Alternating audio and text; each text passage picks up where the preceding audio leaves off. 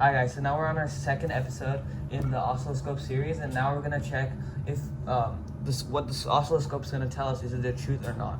So now oscilloscopes have a built-in function to check this, and this is called the cap pin. And on the cap pin, you can place the probe and the ground, and it'll show you like a known or a fixed signal, which will allow you to deduce whether it's telling the truth or not. So for that, we have to take our probe, and we're gonna place the probe on the top hook over here, and that's for that. And then after that, we're gonna take the alligator clip and we're gonna place it on the bottom hook over here.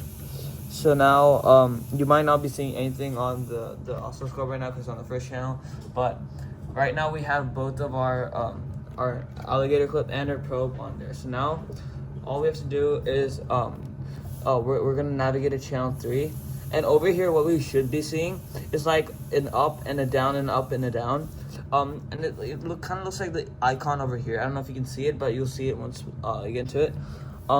So now I'm just gonna click on auto, and what this is gonna do is gonna fit it to the correct amount. So I'll just click on auto over here, and it's working. Yeah, and now we're seeing this over here. The problem is this should be in maybe 2 to 3 volts. So it should be at like a 3-volt amplitude maybe.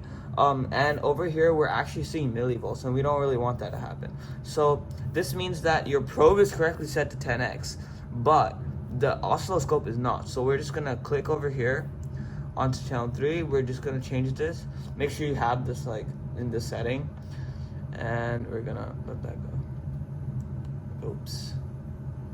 Yes, so now we're seeing the 3-volt amplitude and the 3-volt amplitude over here. So now we can be sure that our oscilloscope is telling us the correct signal.